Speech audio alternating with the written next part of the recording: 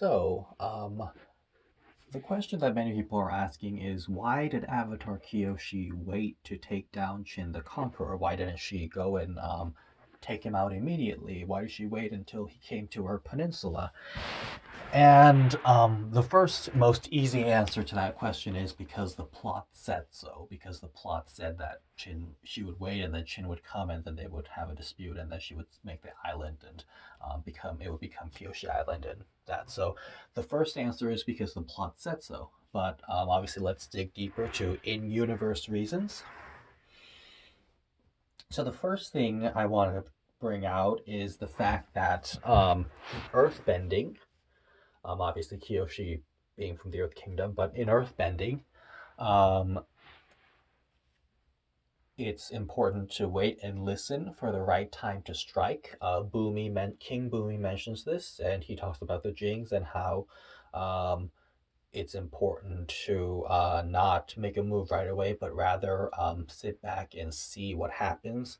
And that's also why King Boomy surrendered instead of attacking right away. And then when he found the right opportunity to take Omasha back, he did. So King Boomy tells Aang to find someone who sits and who waits and listens for the right time to strike before striking. And so Aang finds Toph, who does exactly that, and that's how she trains him in earthbending, and that's how the Badger Moles also taught her. So a key discipline of earthbending is to wait and listen, sit, and not strike immediately and not recklessly. It's to bide time and be almost patient in a way, and to fight wisely, not stupidly. And so that's pretty much what Kiyoshi was doing, I believe, because maybe before Chin came over to our island, maybe it wasn't there wasn't an opportune moment to deal with him because maybe she was dealing with other issues and too busy to go deal with it, or maybe he was too powerful at the time, and if she took him out then, that maybe something bad would have happened, or maybe she wouldn't have been able to take him out. So maybe she was just biding her time for the right moment, and when he came to her island or her peninsula at the time, that's when she saw the opportunity, and that's when she decided to strike because she had waited and listened for his move.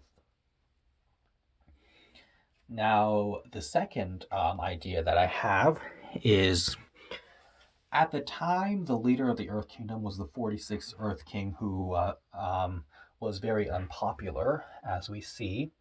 And that's what allowed Chin the Conqueror to gain as much power as he did.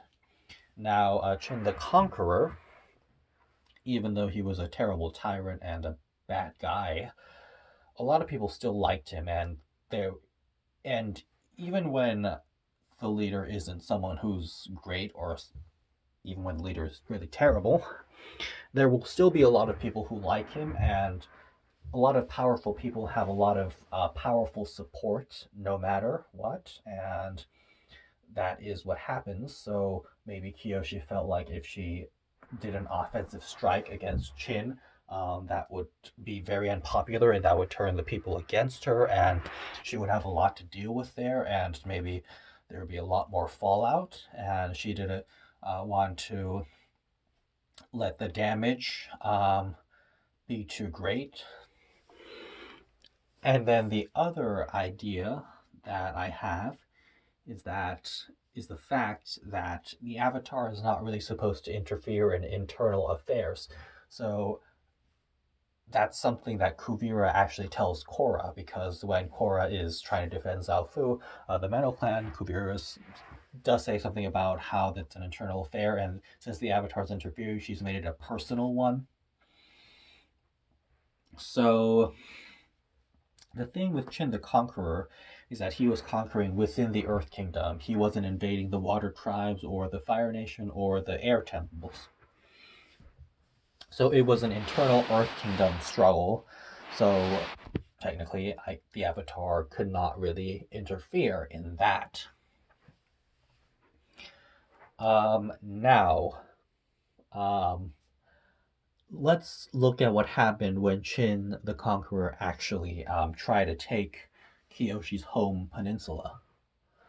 So she says that he demanded their immediate surrender. and she says that she would not sit idly while he took their home. So the subtext of that is he wants them to surrender so he can just conquer them easily. But she literally says, I warned him I would not sit idly. So when she warned him, she was really giving him an opportunity to stand down and go away. But he did not take it. And so the warning has two layers. So the first layer is that obviously it's courteous to give a warning, and obviously we don't think of Kyoshi as being courteous, but the point is it's courteous to give a warning, and when you give a warning, you can then say, well, I gave that person a warning, and that person did not take the warning, and since they didn't take the warning seriously, what I did was okay, what I did was justified, is what they can say. So Kyoshi is setting the groundwork for defending her action because she can use the excuse that Chin did not heed her warning. And then she says he did not back down.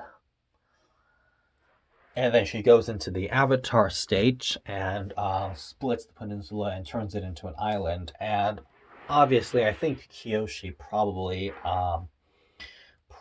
knew that Chin wasn't going to move and he wasn't going to budge, and she definitely caught that when he rooted his feet into the ground. So Kyoshi, if you look at what she does when she creates the island, she splits the land and then she makes the lava come up and then she separates the land and then it turns into an island and they go far away. And she never really offensively strikes at Chin or the military. She just does her thing with her island. So after all is said and done, Chin stays there and he's too stubborn and he falls down and he dies. And Kyoshi says personally she sees no difference between offensively killing him and him just staying there. But I think she definitely knew he was going to stay there and she did what she did to make sure that Chin would fall into the water. And so it was a very smart, calculated move. And she probably knew that the ground below Chin was going to crumble, so I wouldn't put it past her to say maybe she strategically decided which part of the land to crack because she knew that the land right behind that would also crack and then Chin would fall. So she probably thought of all these things as she was doing it, and she probably had a plan before that. Now, obviously, with all of this, Kyoshi could use the excuse that, well, it was a personal matter and Chin was attacking her home, so she had every right to defend her home and she didn't really attack him. And then the other one could be, well, Chin didn't move, but so that's why he fell, and so on and so forth. So she can use all these arguments, and it seems like once Chin died, Chin's empire fell apart pretty quickly, and so I think all of these factors had a role to play in why Kyoshi handled the situation the way she did. And I think it was a very smart way to handle the situation. So there are my thoughts, and I think they're pretty valid.